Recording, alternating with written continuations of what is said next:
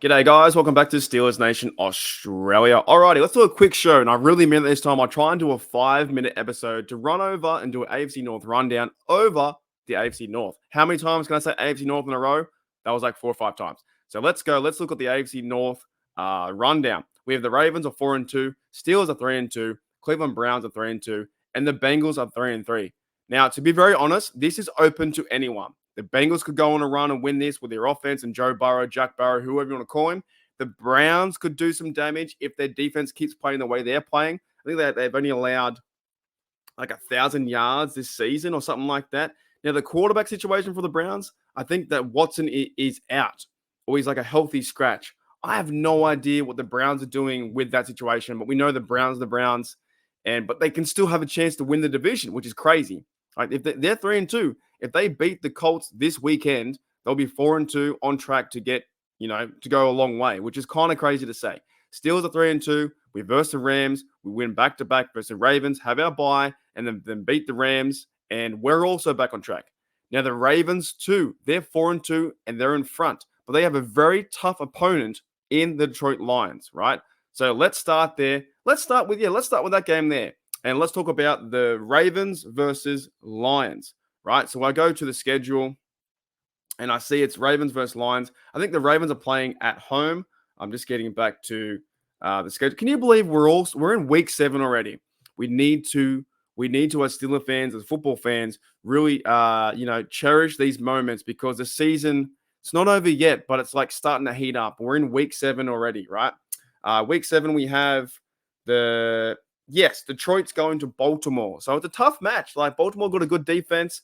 You know what? They won over there in London. The Steelers beat them. Got a few sacks on Lamar, made him, force a fumble and also JPJ turnover. But Detroit's a good side. Jared Goff is slinging the ball around. I know the NFL gives him a lot of flack, never gives him praise for being a good quarterback. I've got him on my fantasy roster, and each week he's on my bench because I've got Jalen Hurts in first. And Jared Goff's always got 23, 24, 25 points. He can sling the rock. The Lions are good this year. Like, they're doing very well. So shout out to my mate Grid and the Detroit Lions Syndicate. If you do watch this video, your team is really fun to watch. Like running the game, running the rock, offensive wise with the receivers. You're getting open. They're fast. They're physical. They're really fun to watch, right? So Detroit playing in Baltimore. It's going to be my 4 a.m. It's a 1 p.m. game. Let's go to score predictions. I actually think this is going to be a fun one too. I think it's going to be not a blowout, but I've got like Detroit's 27, maybe with some field goals too. Baltimore 27-19 right there. Next one we have, I believe I'm still there. Yes, I am. I had to check where I was. Right. Next one we have is the Cleveland Browns versus Indy. So this could be PJ Walker versus Gardner Minshew. Indy or the Colts haven't got their starting quarterback. That was Anthony Richardson. He's been, designated for the year. He's out for the whole year. He's gonskis. Like, that sucks, man. That's not good for the rookie. Not good for the team, right? But Cleveland Browns at Indy, right? So who's going to win this matchup? This one's tough. But I know it sounds crazy, and I'm a Steelers fan through and through, and I can't stand the Bengals, and I don't really like the Browns, right? No one likes the Browns. Browns are the Browns. But I think the Browns win. I got a feeling the Browns win this game. Let's go 24-22. 24-22. 24-22. The Browns win this game with an odd score. Anyways, let's get back to the last one here. We've got the Pittsburgh Steelers versus LA. Alrighty, so let's do the last game. That is Steelers versus Rams. Now, this is huge, right? Because when you go back to the table, you have Steelers 3-2. I've been talking about this on TDU. The Steelers have to back it up. They do. We can't start again with another loss and the team's not prepared. And I understand the frustration from the fans and all that kind of stuff. The Steelers have to start fast. They need to go out there, they run the rock, and Kenny's got to play some good football. And it can't all just be on Matt Canada. It just can't be. We hear the fans say fly Canada. We hear all this stuff, but it just can't be on one thing. It needs to be like a unit coming together and playing solid football. Now, we still don't know who's going to be playing at left tackle. I would say it's likely going to be Dan Moore if he's healthy. And you know what? That's okay. I know Steel Nation's going crazy, but to me, it's okay.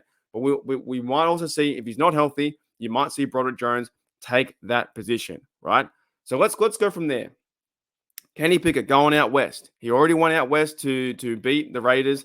That was the first time since 1995. Steelers can't win out west. The record is horrible with Big Ben in the last few years we've been watching. Every time we go out west to like LA or Oakland or Seattle, it's not a good thing. But in this game, the Rams also are a pretty good side. You got Stafford, you got Puka Nakua. He's a young rookie. You got Cooper Kupp. You've got Aaron Donald on the line, right? This team's tough, but they're also missing two running backs too. They're missing two running backs. Kyrie Williams, I think he's going to be out, and another bloke called Ronnie Rivers too. I think he might be out as well. So I am picking the Steelers to win, right? We can't go back to 3-3 where you win two in a row, you lose one, and then we can't go back to that. The Steelers need to start to build an identity on offense. They're getting back DJ. They're getting back, hopefully, Frymouth plays. They're also getting back McFarland too. He can be the third down running back, and he can play on kickoff returns, right? They're getting back a sense of Steelers identity. Now, what is that?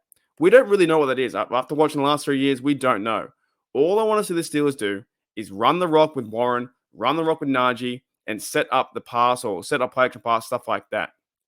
And then get the ball to Pickens and DJ. Like, move the football down the field. It has been frustrating. The Steelers only have 5 TDs on offense. They have more points on special teams with Chris Boswell. So it still might be scrappy. But in this game, I've got the Steelers winning. Let's go 23-19. Steelers win 23-19. Anyways, guys, thank you for catching up with the AFC North rundown. I'll see you guys later. 4-2, 3-2, 3-2, 3-3. The Steelers have a chance to go 4-2. If the other guys lose, we take back the AFC North. I'll see you later.